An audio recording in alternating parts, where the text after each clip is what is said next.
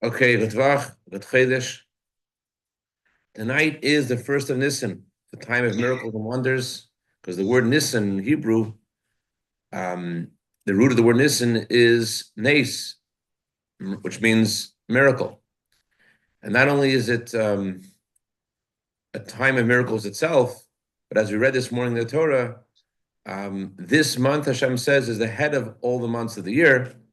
What that means is that the source of miracles, whoops, throughout the year comes from Nisan.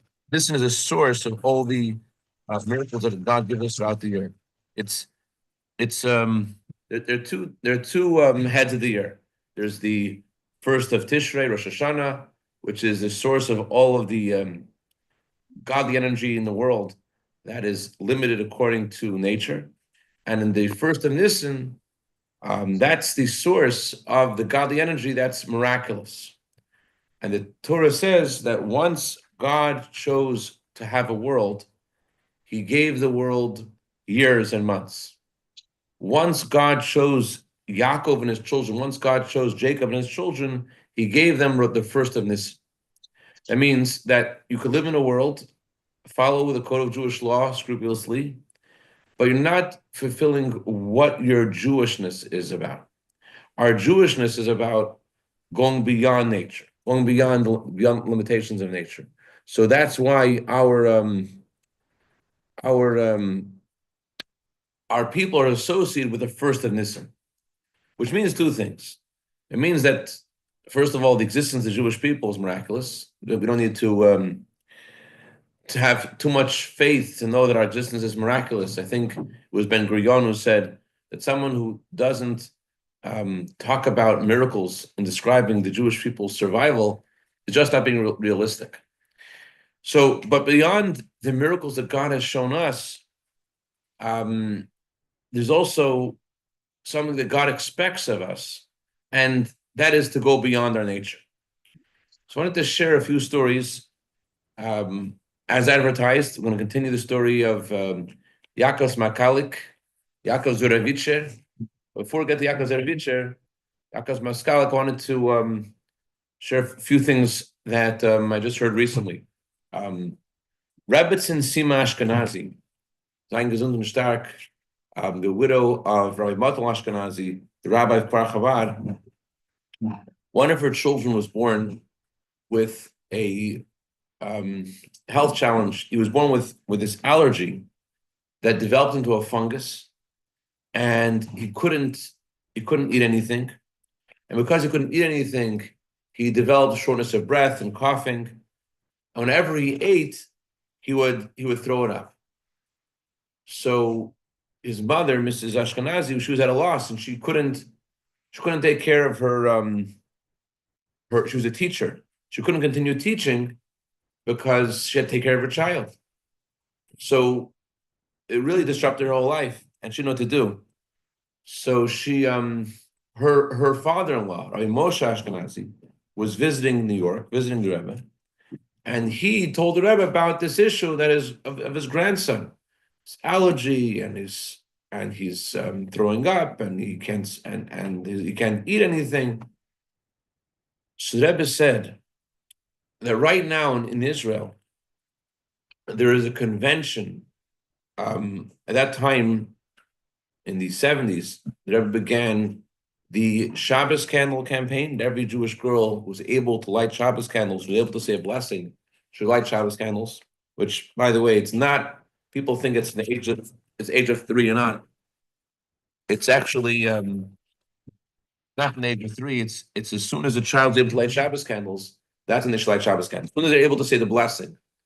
I know because my sister-in-law began lighting Shabbos candles before the age of 3, and her mother wrote the Rebbe. She's lighting Shabbos candles, and the Rebbe said, "Yoyer Mazel, may her mazel shine." Anyways, but the Rebbe began a campaign that every girl, like our grandmother Rivka, Imenu, Rebecca, our matriarch, just like she lit Shabbos candles at the age of 3 years old, and the candles lasted from week to week, from Friday night miraculously all week. So to every Jewish girl, when she lights Shabbos candles, it brings tranquility and peace to the home all week.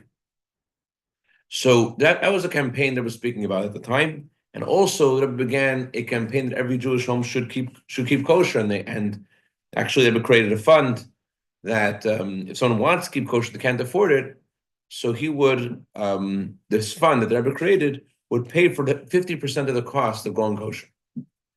So in Israel, they were having this convention to promote these two campaigns by the Chabad, a women's organization in Israel. So when Rabbi Moshe Ashkenazi told the Rebbe about this issue that his grandson was having, the Rebbe said, surely your daughter-in-law is involved in the convention, and that will be another reason for your grandson to recover. That's what the Rebbe said.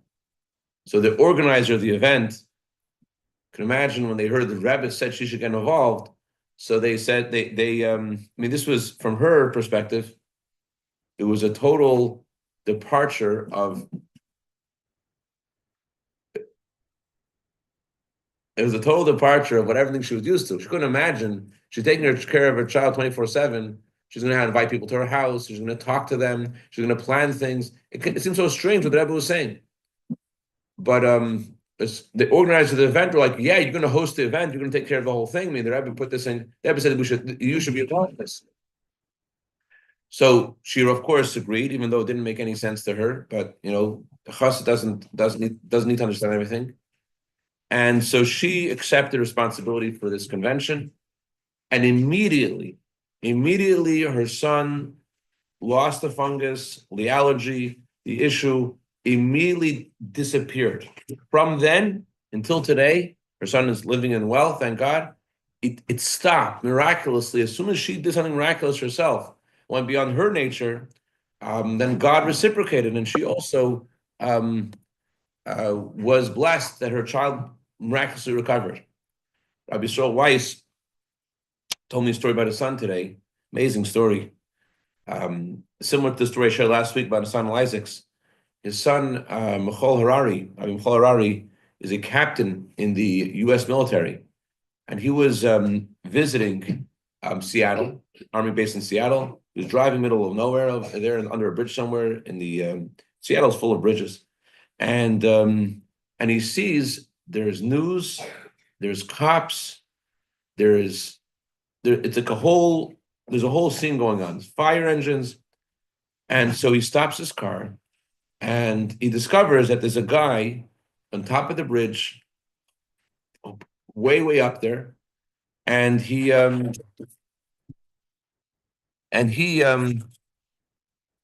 was threatening to jump off the bridge. So they're talking to the guy for hours, trying to get him to calm down or come down from the bridge. But the guy was refusing. And so they kept on talking to him and nothing was working. And this is what the police officer told Captain Rabbi Michal Harari. I know with Rabbi Doctor, it goes Rabbi before Doctor. I'm not sure with Captain what the right way of presenting that is. Either way, Captain Rabbi Michal Harari asks, "Can I please speak to the guy? I have training. I'm a chaplain in the army." And so they said, "Yeah, you could speak to him." So he goes up there and he spoke to him. And Baruch Hashem, after an hour of speaking to him, the guy agreed to come down. But then he said this. He said, "I can't come down myself because I'm not able to, he was perched up so high in such a precarious position, he didn't know how to climb down." He said, I would go down if you help me, but not if the police help me. I don't want to do anything with the police. Only if you help me will I come down." So Rabbi Harari, he helped this guy come down this precarious position from top of the bridge, and it was a huge sanctification of God's name that this rabbi, he was the one who saved the day and rescued this guy. So there is a lot of things that we're used to today, where based upon the Rebbe's instructions of people going beyond their nature to help other Jews physically and spiritually. But in previous generations, it wasn't as common. There wasn't the call of the hour in the same way. It was a different mission. The Jewish world was different. But this chassid I began discussing last week, Rabbi Yaakov Zaravutcher, Rakim Askalik, he embodied more of a chassid of our generation, but it was he was before his time, as Rav Nissen Nemanov said about him. So I want to share with you a little bit more about this Yaakov Zachai Miskalik, and it really gives us some insight in what it means to go beyond nature on a personal level. The previous Rebbe said that in Lubavitch, there are some students that were very gifted in their learning and their prayers, and some students weren't so gifted. They weren't so gifted, but they were gifted in helping others. They went around to help others. They weren't so gifted in learning and praying so much, but they would always be there for the other students. And because they were there for the other students, that opened the door for them to also understand the Torah and also become teachers of Torah. See what's going on? They weren't learners, they were doers. But because they did so much for others, so Hashem helped them also to learn. That's what the previous Rebbe said. The previous Rebbe said one of the students that was like this was Rabbi Yaakov Zachai Miskalik. So just a few anecdotes about him. His grandson, Rabbi Shlomo Galperin, said that his mother would notice that her father would stay up with a candlestick till the wee hours of the night, and he would write things on pieces of paper, small pieces of paper, he would write things. And she was very curious, what is my dad doing? Writing things down with a candlestick. He's staying up so late. What is he doing? And so she started, one night she peered over his shoulder without him noticing, and she saw what he was writing. He wrote down, here is the location of a mikvah. He wrote on another small piece of paper, he wrote, here is the address of someone who can circumcise your son. He wrote down basically like a lot of information that people needed to hear, but it was very hard in Soviet Russia to distribute this kind of information. He would walk in the street, he would hear, thank you. He would hear that someone had given birth to a child, and he would right away send that person a message telling them where they could find a mohel. He would walk in the street, he would hear someone say that they're looking for a school teacher, and he right away would send that person a message the next day. This is where you can find the school teacher. So that's what he would do. That's how he stayed up at night. And so Yaakov Miskalik, just another fascinating thing that he right after he got married, he was living in Shadrin, and he would go to the weddings.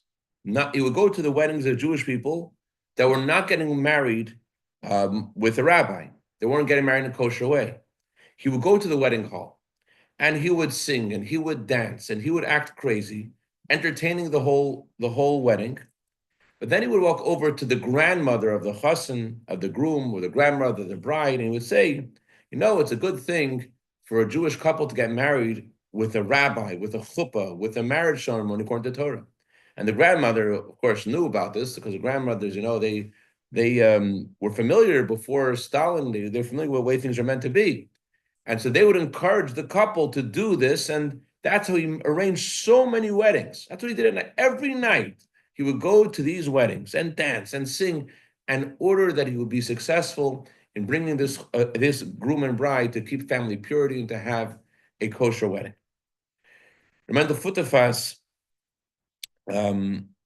once shared that when every yeshiva student wanted to travel to see the previous Rebbe, and he didn't have enough money for it, this Rabbi Yaakov Miskalik would somehow raise money to help a little, yeshiva student, his dream is to go see the Rebbe. He would be the one that would raise funds for this.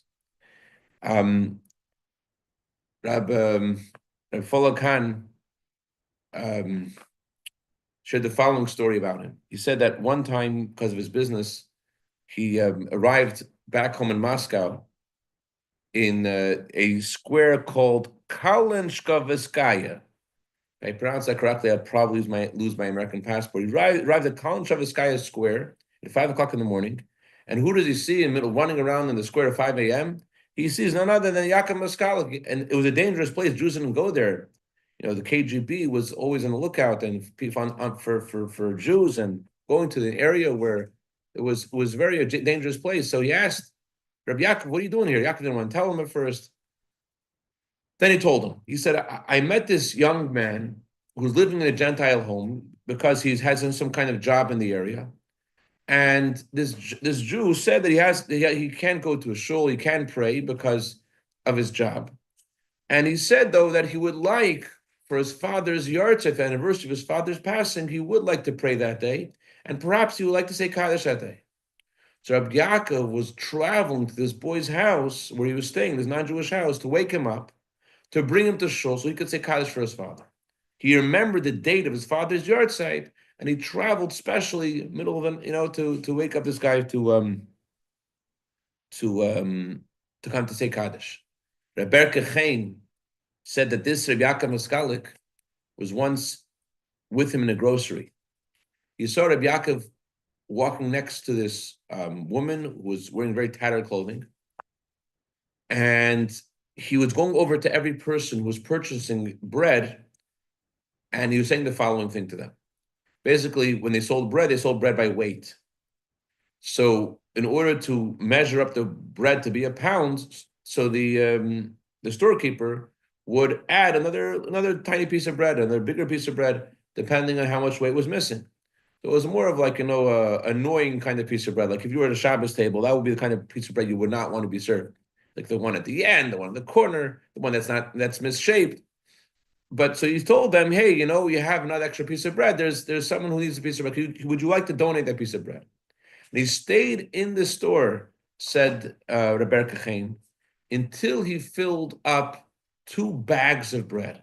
And he gave this bread to this woman, this poor woman, who she was starving, and her children were starving, and he found her in the street crying. He didn't know what to do, and so he took her to this store. He apparently didn't have money for bread for either at the time, but he found a way to give her two bags of bread. Rabbi Folakan was arrested in Taf Reish Tzadik Aleph, and he left behind a wife and 4 children in Moscow. And it's Passover. Passover is a time the family gets together, and here their father, their husband is away. So it's night of the Seder, and Mrs. Khan, she's so upset. Her husband's out there, she's alone with her kids. All of a sudden, Rabbi Yaakov Maskal comes in, and he sets the table up for the Seder, and he has the whole Passover Seder with his family. He stays, he dances with them, and sings with them, and only after he finished with them did he go home to his own family.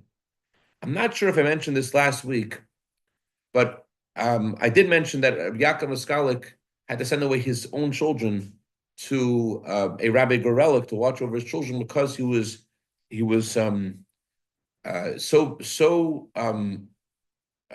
responsible for so much that he couldn't take care of his own children. And so the previous Rebbe once asked him, "How is your son Menachem Mendel?" He said, "I don't know. I haven't been in touch with him."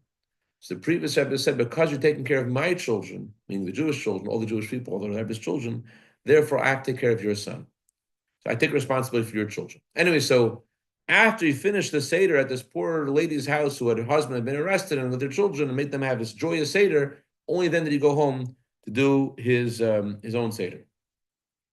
My great-grandfather, Rabbi Avram Mayar, was once walking together with Rabbi Zalman Kornitzer and Rabbi Yaakov Maskalik, and they encountered a couple. And Rabbi Yaakov asked the couple if they got married according to Torah. They said no. So the next day, my great-grandfather had something very pressing. My great-grandfather was also responsible for underground schools in Russia in a major way. And so he needed to speak to Yaakov Maskalik about some pressing issue. He couldn't find him. The whole day he's looking, couldn't find him. Where was he? He had invited this couple to come to him to discuss a possibility of making a kosher wedding. And they came. So the whole day he arranged the wedding, and he succeeded not only to have kosher wedding, but they should keep family purity. And he paid for the whole wedding himself. He even got them mezuzahs for their home. Rabbi Yaakov Maskalik met a Jew who didn't have any money for a bris for his son. He arranged the circumcision. He paid for the circumcision. Rabbi Simcha Gordetsky was asked by the family of Yaakov Maskalik when he visited the Rebbe for the first time. Rabbi Simcha Gordetsky was also a chassid who was incarcerated in prison in Soviet Russia. He was asked by the family to ask our Rebbe, when should they celebrate the anniversary of passing of their father and grandfather. They didn't know when he passed away because he was incarcerated and he died in captivity. So they didn't know what day he passed away. So Rebbe said, Rabbi Yaakov is already in heaven for a long time. He's not missing anything. But if you want to celebrate a day for his yahrzeit, you should choose the 24th of Tevis anniversary, the Alter Rebbe's yahrzeit, but he's okay. Yaakov's okay. Anyways, Rabbi Yaakov was arrested in 1935, the 12th of Elul, and he was given a sentence, a lighter sentence. Most times the sentence was 10 years, but he was given a sentence of 3 years to remote Kazakhstan. He was sent together with two of his friends to Kazakhstan. He arrested many Jews from Moscow, Malkhovka, on the same night. He was sent together with Rabbi Matasov and Rabbi Abba Levin. Abba Levin and he and Rabbi Yaakov Rabbi Matasov were incarcerated together. And so Rabbi Abba Levin shared that this Yaakov Maskalik, even though they were incarcerated, he always smiled. He always had something positive to say. He was always happy. Now, it was a very difficult prison, for anybody, but for these three people, it was especially difficult. Right? Shon Matasov had just got married a year before. Abba Levin got married a year before. Rabbi Matasov was only 17 years old. And Rabbi Yaakov was already of frail health at this time. It was very difficult for him to be in prison. And he managed, though, from his incarceration, to send a few letters to his family, to his friends, to encourage them. Imagine, he's in prison, he's sending out letters to encourage his family and friends. In one of his letters, he writes the following. The Torah says that when you learn the teaching of someone, you're supposed to envision that the one whose teachings you are learning is standing in front of you. Rabbi Yaakov said, when I go to sleep at night, I envision the author of the teachings that I'm studying, and I see him with a shining, smiling face, promising me that I will enter the life of souls. That's, I guess, what he's looking forward to is going to heaven, in this very difficult imprisonment. But he said something which perhaps not exactly. He said the following in this letter. He says, life teaches man. And everything that God created in the world has a message for man. Everything phenomena in nature is meant to be a lesson for man. So we find a deer has this nature that a deer runs, but every so often when a deer runs, its nature is to turn back and to look at where it's coming from. And so he said the reason for this is because a deer runs away from its predators, and it passes through valleys and mountains and forests, and it has to go through more mountains and more forests. And so looking ahead at the mountains and forests, the deer could be frightened, thinking, I don't know how I'm going to do this. I don't know how to go through all these mountains and forests. It seems too much. Therefore, God imbued the deer with this nature of looking back, because by looking back, the deer says to itself, I've gone through these mountains. I've gone through forests. I will be able to conquer the next mountain. I will be able to climb the next mountain and travel to the next forest. I've done this. So he sent this letter to his friends telling them, that whatever they've been through should show them that they can be victorious, and they don't need to give into mediocrity. They're able to go beyond nature, as this is the theme of this month of Nisan, the month of redemption. The Torah says that in Nisan we were redeemed, and Nisan we will be redeemed. The month of Nisan is about going beyond ourselves. It's about acting in such a new way that we've never acted before, to the extent, as the Rebbe says, that people around you are like, wow, this guy's different. And this is why the Torah emphasizes, I think, in Nisan we were redeemed. Look at the miracles that God did for us and rescued us. Look at the mountains and valleys that we've already been through. And looking at the mountains and valleys we've been through should empower us that we're able to conquer the next mountain, the next valley, and the next forest, that where Mashiach is going to come, and we're going to see it. What about all the darkness in the world? Well, we see God took us out of Egypt, and God will take us out of this exile as well. We're at the edge of the future, the coming Mashiach, according to all the signs of the Torah. So we got to, as I shared last week, oops. Yaakov.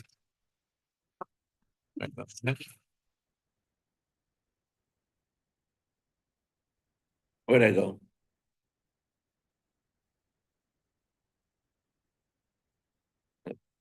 I don't know what happened.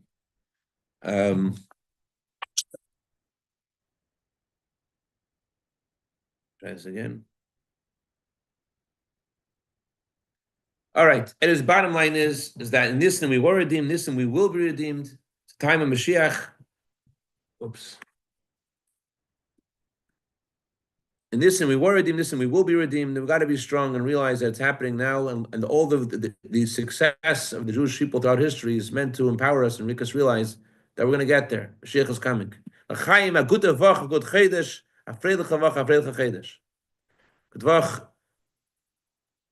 Amen. Thank you. Thank you, Rabbi Levy. Thank you. Good Marcus. Good